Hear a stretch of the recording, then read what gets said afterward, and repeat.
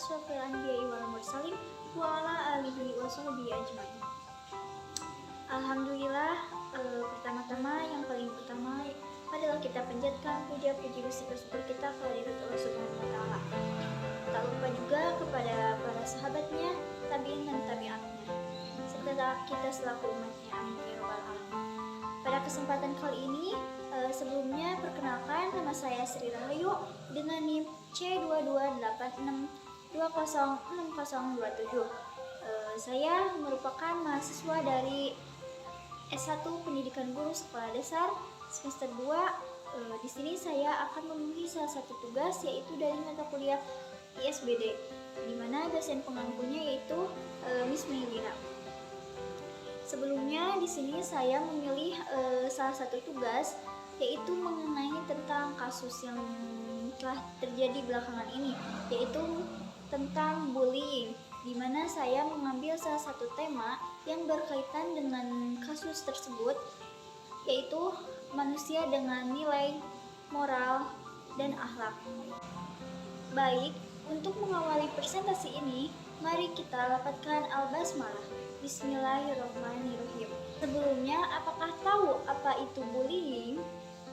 Baik, bullying merupakan segala bentuk penindasan atau kekerasan yang dilakukan dengan sengaja oleh satu orang atau sekelompok orang yang lebih kuat atau berkuasa terhadap orang lain dengan tujuan untuk menyakiti dan dilakukan secara terus-menerus. Baik, adapun menurut salah satu ahli, yaitu menurut Olbers 1999, mendefinisikan bahwa bullying itu sebagai masalah psikososial dengan menghina, merendahkan orang lain secara berulang-ulang dengan dampak negatif terhadap pelaku dan korban bullying, di mana pelaku mempunyai kekuatan yang lebih dibandingkan korban. Nah, di sini saya akan menganalisis data dari kasus bullying itu sendiri yang telah terjadi belakangan ini, yaitu kasus di mana seorang anak SMP yang disirami air got dan diikat di pohon. Kasus ini terjadi di salah satu tempat, yaitu di Banten. Sebelumnya, saya akan memaparkan data dari kronologi kasus bullying ini, yaitu berdasarkan sebuah rekaman yang diunggah oleh salah satu pengguna akun TikTok. Sebuah insiden bullying ini yang terang-terangan terjadi. Kali ini, seorang pelajar SMP terikat pada pohon dan disiram dengan air got oleh sejumlah rekan sekolahnya. Nah, dalam video ini juga terdengar suara si perekam yang marah-marah kepada para pelaku bullying tersebut. Ia menyatakan kekecewaannya karena korban tampak begitu pasrah saat menghadapi tindakan kejam tersebut. Kejadian ini benar-benar sangat menangis hati, terutama saat melihat senyum tipis yang terpampang di wajah korban yang terikat pada pohon dan basah kuyup karena air got yang disiramkan padanya. Nah, dari narasi yang mengiringi video tersebut juga, si perekam mengungkapkan bahwa ia melihat aksi bullying dari kejauhan. Ia menjelaskan bahwa sejak awal si korban menyerah tanpa melakukan perlawanan apapun juga. Di sekitar si perekam terlihat beberapa pelajar lain yang diduga terlibat dalam bullying tersebut. Namun mereka hanya terdiam dan tidak memberikan jawaban ketika dihadapkan dengan pertanyaan si ibu-ibu yang merekam video tersebut. Situasi yang dijelaskan itu sangat menyedihkan dan tidak patut serta tidak ditoleransi, maka tindak bullying ini juga harus ditangani karena memang tidak pantas dilakukan. Selanjutnya yaitu penyebab terjadinya bullying. Pada umumnya, penyebab terjadinya bullying ini pertama kurangnya pengawasan orang tua, yaitu ada sebagian orang yang terlalu bebas mendidik anaknya dan selalu mengizinkan anaknya melakukan segala hal yang membuatnya dia senang. Nah, perilaku orang tua tersebut juga atau dengan disebut pola asuh permisif, yaitu biar jadi anaknya tersebut melakukan hal apapun gitu bebas tanpa dia merasa bersalah ataupun apa, sehingga dapat menjadikan kurang pengawasan orang tua karena kebebasannya itu. Yang kedua yaitu ingin menjadi populer. Nah, seringkali di sekolah terjadi kesenjangan sosial yang menyebabkan seorang anak ini terlihat lebih populer daripada siswa-siswa yang lainnya. Dengan melakukan bullying ini, maka anak tersebut akan dikenal semua siswa mungkin di sekolah tersebut, di sekolah, sehingga keinginannya untuk menjadi dia ingin populer itu dan berkuasa akan terpenuhi. Nah, yang ketiga yaitu kurangnya perhatian di rumah. Memang kebanyakan orang tua gitu kan memiliki kesibukannya masing-masing dengan pekerjaannya, sehingga menjadikan si anaknya itu dia merasa kesepian, kurang perhatian, kurang kasih sayang. Dan ketika dia turun ke lingkungannya itu, dia melakukan satu tindakan, yaitu melakukan bullying yang terjadi baik kepada adik kelasnya ataupun kepada rekan-rekannya. Nah, sebaiknya juga sebagai orang tua harus dapat, jika memang benar sibuk-sibuknya, harus bisa meluangkan sedikit waktu sehingga pendekatan orang tua kepada anak itu lebih dekat gitu kan, supaya dia bercerita juga gitu kan, biar lebih dekat. Jadi si orang tua juga dia mengetahui karakter yang sebenarnya yang dimiliki oleh si anaknya gitu. Nah, maka karena jika seorang tua itu kurang dalam pendekatan, kurang dalam kasih sayang juga, atau kurang perhatian bagi si anaknya, menyebabkan si anak itu dia melakukan tindakan bullying kepada ya tadi ya temannya, ataupun kepada adik kelasnya, ataupun kepada siapapun gitu. Penyebab selanjutnya yaitu senang mengejek orang lain. Nah, perilaku ini juga mungkin yang awalnya dianggap bercanda, ternyata mengejek orang lain juga bisa menyakiti hati korban dan menyebabkan si korban menjadi trauma karena ejekan tersebut. Nah, biasanya ejekan tersebut menyangkut kayak ekonomi, fisik, kemampuan, gaya hidup kepada si temannya gitu, kepada si korban bullying gitu. Sehingga karena dia suka mengejek itu juga, tanggapan si korban juga kan beda-beda. Ada yang memang ya langsung tiba-tiba sakit hati kan gitu, ada yang memang cuek biarin gitu kan, bodo amat gitu kan. Tetapi ada juga jika memang dilihat dari tindakan yang dilakukan oleh si bullying juga. Nah, dari awalnya dia suka mengejek, terus dia mengejek sehingga ia melakukan tindakan bullying yang memang terjadi. Contohnya pada kasus yang terjadi pada kasus yang di siswa SMP ini, mungkin awalnya dia ngejek gitu kan, ngejek gimana atau enggak gimana gitu karena gaya hidupnya atau kemampuannya, sehingga lama-lama atau enggak dia mempunyai rasa gimana, kekesalan atau gimana, sehingga dia mengikat gitu kan, mengikat di pohon, disiramnya lagi sama air got gitu kan. Nah, ini juga penyebab dari terjadinya kasus bullying.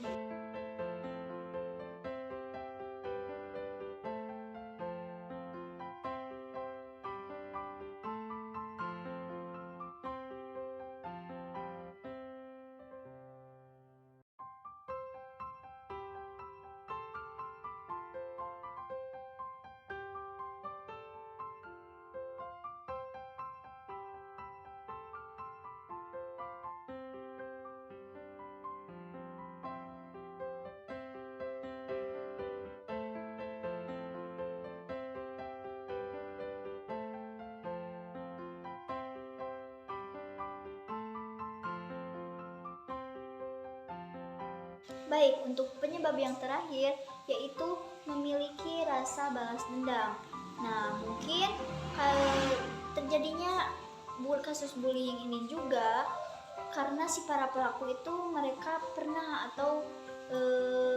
dibully, contohnya sama kakak kelas dulunya atau enggak sama siapanya, sehingga dia tuh memiliki rasa balas dendam untuk melakukan apa yang dilakukan dulunya gitu kan. Dan si balas dendam itu juga bertindak dilakukan gitu kepada korbannya, yaitu kepada rekan temannya yang dijadikan untuk korban gitu. Baik, untuk selanjutnya yaitu ada dampak akibat kasus bullying. Nah, dampak ini juga terbagi dua bagian. Yang pertama dampak bagi si korban, yang kedua dampak bagi si pelaku. Baik, untuk dampak yang terjadi pada kasus bullying bagi si korban, pertama ada memicu masalah mental. Nah, dampak bullying juga bagi si korban yang paling sering terjadi itu memicu masalah kesehatan mentalnya, seperti gangguan pada dirinya, atau enggak cemas, depresi, atau enggak trauma juga, stres. Bahkan pengaruh bullying juga terhadap kesehatan mental ini biasanya dialami oleh si korban itu dalam jangka waktu yang panjang. Yang kedua yaitu gangguan tidur. Nah, atau disebut insomnia, yaitu menjadi salah satu dampak akibat bullying bagi korban yang tak boleh diremehkan. Pasalnya korban bullying juga sering kali mengalami stres berkepanjangan yang bisa menyebabkan si kondisi tubuh itu menjadi sangat waspada sehingga mengganggu keseimbangan siklus tidurnya dan tidak terjaga. Yang ketiga yaitu trust issue, atau disebut juga suatu kondisi ketika dimana seseorang itu sulit mempercayai orang-orang yang ada di sekitarnya. Nah, kondisi ini juga rentan dialami oleh korban bullying karena mereka khawatir gitu akan mendapatkan perlakuan buruk kembali bila menaruh kepercayaan terhadap orang lain. Nah, bahkan bila tidak segera diatasi juga si korban bullying ini, dia akan mengalami trust issue yang memang cenderung akan menutup dirinya dan enggan untuk bersosialisasi dengan orang lain gitu. Nah, untuk yang keempat yaitu memicu masalah kesehatan. Nah, tadi yang selain psikis juga yang kena, tindakan ini juga bullying memengaruhi gitu kondisi tubuh terutama bagi korban yang menyebabkan kekerasan secara fisik seperti luka dan memar gitu. Bahkan bullying juga turut memicu stres yang berkepanjangan sehingga beresiko menimbulkan berbagai macam masalah pada kesehatannya. Nah, dalam kasus ini juga kan diikat ya otomatis mungkin ada yang luka gitu, ada yang memar gitu kan, sehingga menjadi buruk itu kondisi bagi si korbannya gitu kan, kesehatan si korbannya juga. Nah, untuk selanjutnya yaitu penurunan akibatnya itu penurunan prestasi. Juga anak akan mengalami bullying. Biasanya anak yang mengalami bullying biasanya kesulitan untuk memusatkan fokus dan konsentrasinya kurang gitu. Nah, korban bullying juga kerap merasa enggan untuk pergi ke sekolah karena ia menghindari tindakan penindasan yang telah dialami gitu.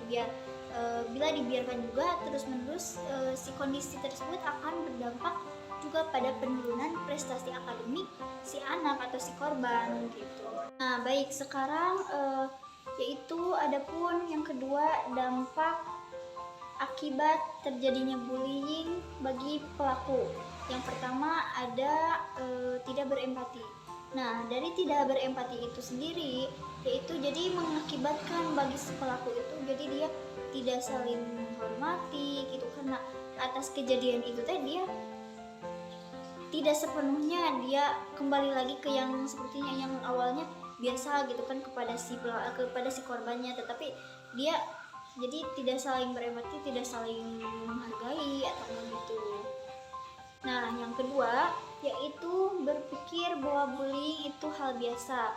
Nah, mungkin akibat dari kasus bullying ini juga bagi si pelaku sih memang hal ini tindak bullying ini biasa, cuma memang tidak pantas juga kan kasus ini terjadi dan tidak patut lah itu kan yang apalagi ini dilakukan oleh seorang pelajar gitu kan. Nah, tetapi mungkin bagi konsep bagi si pelaku ini bahwa kasus ini juga bahwa tindakan ini juga hal biasa gitu kan. Yang ketiga yaitu berpotensi untuk melakukan tindak kriminal. Mungkin akibat bagi si pelaku gitu, setelah melakukan kejadian ini juga dia akan melakukan suatu tindakan yang lebih gitu. Contohnya dari kasus ini mungkin kan nggak ada sebagian para pelaku tuh ada yang memang jera gitu kan, setelah dikasih hukuman tuh emang ada yang jera atau enggak dia melakukan tindakan yang lebih gitu atas akibat setelah dia pernah melakukan ini juga dia mungkin ada yang pertama ada yang mereka jerah atau enggak ada yang melakukan yang lebih-lebih. Baik, untuk yang selanjutnya yaitu yang terakhir, adapun dampak akibat dari kasus bullying ini yaitu gangguan emosi yang tinggi. Nah, setelah mereka melakukan suatu tindakan bullying kepada temannya atau enggak kepada adik kelasnya atau enggak kepada siapa, ya otomatis gangguan emosi mereka terkena gitu kan. Jadi ya mungkin karena dia sering mengejek atau enggak marah-marah kan, jadi emosinya dia tinggi gitu kan, karena kebawa nafsu juga dia jadi tidak terkontrol gitu kan si emosinya, sehingga menyebabkan gangguan emosinya itu lebih tinggi dibandingkan dari orang-orang yang mereka tidak pernah melakukan suatu tindakan, contohnya pada kasus bullying ini gitu. Baik, selanjutnya yaitu lantas bagaimana cara mengatasi kasus bullying ini. Nah, di sini ada beberapa cara untuk mengatasi kasus bullying ini. Yang pertama yaitu orang tua dan guru merupakan peran pertama yang harus bekerja sama untuk menangani sebuah kasus bullying ini. Nah, jadi antara guru dan orang tua itu mereka harus saling bekerja sama dengan musyawarah yang baik supaya mendapatkan solusi terbaik untuk menangani sebuah kasus ini. Bahkan kasus ini juga harus diatasi lebih dalam lah, karena tidak pantas dan tidak patut gitu dilakukan oleh si para pelaku yang membuli si anak SMP tersebut. Baik, yang kedua yaitu guru melakukan pendekatan konseling di sekolah. Nah, pendekatan konseling di sekolah ini juga berfungsi gitu kan bagi si korban bullying, supaya mereka atas kejadian yang telah terjadi setelah dibully itu mereka tidak lagi merasakan trauma, juga mereka tidak lagi merasa takut untuk bersosialisasi dengan yang lain. Maka dari itu dengan adanya pendekatan konseling ini, maka akan lebih membantu untuk si korban yang telah dibully gitu. Baik, yang ketiga yaitu guru perlu menanamkan nilai-nilai atau moral baik di sekolah yang dipelajari bagi siswa. Nah, dengan adanya mata pelajaran tentang nilai-nilai agama, sehingga kan kasus ini dilibatkan dengan tema yang saya ambil gitu kan. Jadi guru juga, bahkan kita calon pendidik gitu, harus memberikan atau mengajarkan lebih tentang bagaimana tentang nilai yang diterapkan supaya anak itu memiliki karakter yang lebih baik gitu kan, sehingga ia memiliki moral yang lebih baik dan akhlak juga yang dimiliki oleh anak itu lebih baik. Nah, di sini guru juga harus lebih memberikan gitu pelajaran lebih supaya bagi anak memiliki benar-benar anak yang berkualitas gitu kan. Nah, bahkan supaya karena jika seseorang itu dia telah memiliki akhlak atau moral serta bernilai, bahkan mereka setelah memiliki ketiga itu, mereka tidak akan berani gitu melakukan tindakan bullying seperti ini. Ya mungkin karena kurangnya nilai atau enggak moral atau enggak akhlak yang tadi, mereka dapat melakukan hal ini gitu. Nah, maka dari itu guru perlu menanamkan, juga guru perlu mencontoh hal-hal yang baik, harus menjadikan teladan gitu, patut untuk dicontoh bagi si siswa, harus membiasakan yang baik juga supaya kepada karakter siswa menjadi lebih baik, sehingga tidak terjadi seperti kasus yang terjadi ini gitu. Baik, untuk yang keempat yaitu cara untuk mengatasi kasus bullying ini, yaitu guru dan orang tua harus mengajarkan bagaimana cara menyelesaikan masalah dengan baik. Nah, jadi apabila seorang anak gitu kan di sekolah memiliki sebuah masalah, terus diselesaikan oleh gurunya, maka sebaiknya guru itu harus mencontohkan bagaimana untuk menyelesaikan permasalahan itu dengan baik. Bahkan orang tua juga sebagai orang tua harus jika mereka memiliki masalah di rumahnya atau enggak memiliki masalah di selain di lingkungannya, harus benar-benar menyelesaikannya dengan baik, sehingga anak juga melihat bagaimana orang tua itu mengatasi sebuah masalah, menyelesaikan masalahnya itu dengan baik gitu, sebagaimana yang telah dicontoh oleh orang tuanya gitu. Untuk yang terakhir, cara mengatasi dari kasus bullying ini yaitu sekolah juga harus menciptakan kultur lingkungan yang supaya aman, baik, nyaman.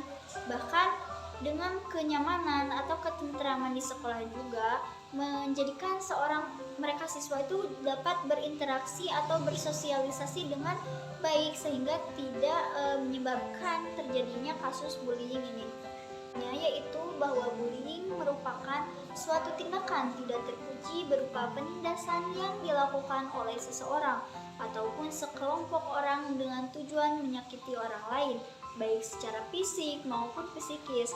Dan pada umumnya juga tindakan ini bersifat agresif, mengintimidasi, dan dilakukan secara berulang-ulang dan terus-menerus. Nah, maka dari itu penting bagi semua pihak, terutama kita calon pendidik gitu kan, guru juga, orang tua, bahkan masyarakat juga harus bersama-sama